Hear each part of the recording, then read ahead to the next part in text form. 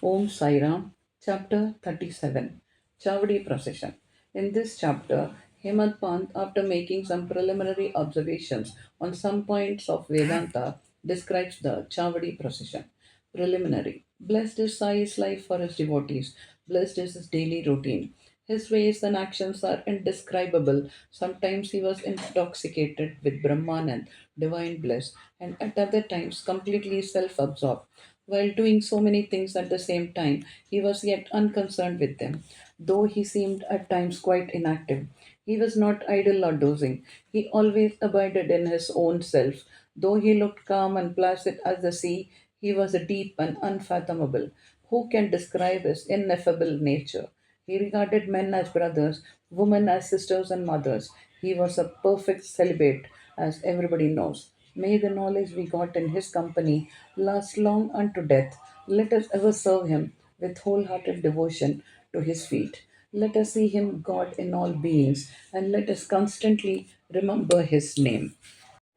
Hemant Pant, after making some lengthy dissertations on some topics of Vedanta, which he himself considers as a digression, goes on to describe the Chavadi procession. Chavadi procession. Baba's dormitory has already been described. One day he slept in the masjid and on the next in the Chavadi near the masjid. He slept in the masjid and in the Chavadi on alternate days. This alternate sleeping at both these places went on till Baba's Mahasamadhi. From 10th December 1909, devotees began to offer regular worship to Baba in the Chavadi. This we will now describe with His grace. When the day of retiring to Chavadi came, people flocked to the masjid, did bhajan in the mandap for a few hours. Behind them was a beautiful palanquin, to the right a Tulsi Vrindavan, and in front Baba adorned his seat, and there were devotees singing bhajan. Men and women who had a liking for the bhajan came in time. Some took tal, chiplis, and kartal, mridang, kanjari, and gol in hand and conducted the bhajan. Sai Baba was the magnet who drew all the devotees to him. Outside in the open, some trimmed their torches, some decorated the palanquin, some stood with cane sticks in their hands and hailed victory to Baba. The corners were decorated with buntings. In the masjid, rows of burning oil lamps shed their light. Baba's horse, Shamakarna, stood fully decorated outside. Then Tatya Patil came with a group of men to Baba and asked him to be ready. Baba sat quiet in his place till Tatya came and helped him to get up by putting his arm under Baba's arm. Tatya called Baba by the name of Mama. Really, their relationship was extremely intimate.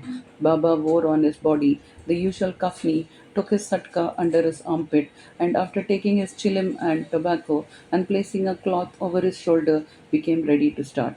Then Tatya placed a golden embroidered beautiful shawl over his body. After this, Baba himself put a few fuel sticks into the duni to keep it alive and with his right hand extinguished the lamp burning near the duni and then started for the chavadi. Then all sorts of musical instruments, bands and horns, etc., gave out different sounds and fireworks exhibited various colored views. Men and women singing Baba's name started walking, doing bhajan to the accompaniment of mridang and veena. Some danced with joy, some carried various flags. The baldas announced Baba's name, and when he came on the steps of the masjid, on two sides of Baba stood persons who held chamars and others who fanned Baba. On the way were spread folds of cloth which Baba walked on, being supported by devotees' hands. Tatya Patil held the left hand and Masalpati the right, and Bapu Sahib Jog held the umbrella over his head. In this fashion, Baba marched on to the Chavadi. The fully decorated horse named Shyamakarna led the way, and behind him were all the carriers, waiters, musical players, and the crowd of devotees. Hari Nam was being chanted to the accompaniment of music, as also the name of Sai.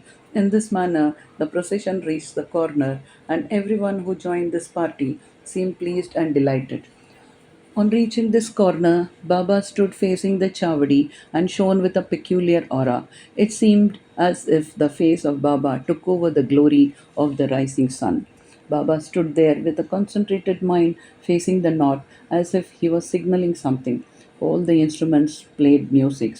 while Baba moved his right hand up and down for some time. Kaka Sahib Dikshit at this time came forward with a silver plate containing flowers besmeared with gulal, red powder, and threw them on Baba's body off and on. The musical instruments played their best at this juncture, and Baba's face beamed with the radiance and beauty, and all the persons viewed this luster to their heart's content. Words fail to describe the splendor of this scene. Sometimes Masalpati began to dance as if possessed by some deity, but all were surprised to see Baba's concentration was least disturbed. With a lantern in his hand, Tatya Patel walked on Baba's left side and Bhagat Mahasalpati on the right, holding in his hand the hem of Baba's garment. What a beautiful procession, and what an expression of devotion! To witness this, men and women, poor and rich, flocked there. Baba walked at very slow pace. Bhaktas followed on both sides with love and affection and devotion. With joy permeating the whole atmosphere of the place, the procession reached the Chavadi. Those days are gone now. Nobody can see them in future. But by remembering and visualizing that sight, we can bring solace and ecstasy to our minds. The Chavadi was also fully decorated with a good white ceiling, mirrors, and many sorts of lamps. On reaching there, Tatya went ahead and spread an asan and placing a bolster, made Baba sit there and made him wear angarka. Then the devotees worshipped him in various ways. They put a crown on his head with a tuft above, placed garlands of flowers and jewels around his neck, and marking his forehead with musk mixed vertical lines, as Vaishnava devotees do, they gazed at him for long to their heart's content. They changed his head dress now and then held it aloft on the head, fearing that Baba might throw it away. Baba knew what the Bhaktas wished for and meekly submitted to all their ways without objection. With these adornments, he looked wonderful and beautiful. Nana Sahib Nimonkar held the chatra with its beautiful pendants, which moved in a circle with its supporting stick. Bapu Sahib Jog washed his feet in a silver dish, offered arghya, and worshipped with due rituals, then besmeared his arms with sandal paste and offered him tambul. Baba sat on the asan while Tatya and others kept standing. When Baba sat on the gadi, supporting himself against the bolster, devotees on both sides waved charmers and fans. Shama then prepared the chillim and handed over to Tatya Patil, who drew a flame out of it by inhaling a deep breath through its mouth and gave it to Baba. After Baba had his smoke, it was given to Bhagat Mahasalpati and then it was passed round to all. Blessed was the intimate Chilim. It had first to undergo many ordeals of penance, such as being kneaded by the pot makers, dried in the sun, burnt in the fire, and then it has the good fortune to get the contact of Baba's hand and his kiss. After this function was over, devotees put garlands of flower around his neck and gave him scent and bunches of flower. Baba, who was an incarnation of dispassion, cared a fig for all these necklaces of jewels and garlands of flowers and other decorations, but out of real love to his devotees, he allowed them to have their own way and to please themselves. Finally, Bapu Sahib Jog waved the arti over Baba, observing all formalities, and the musical instruments played their auspicious tunes. When this arti was over, the devotees returned home one by one, saluting Baba and taking his leave. When Tatya Patil, after offering chilim, attar, and rose water, stood to depart, Baba said to him lovingly, "Guard me properly. Go if you like, but return sometimes at night and enquire for me."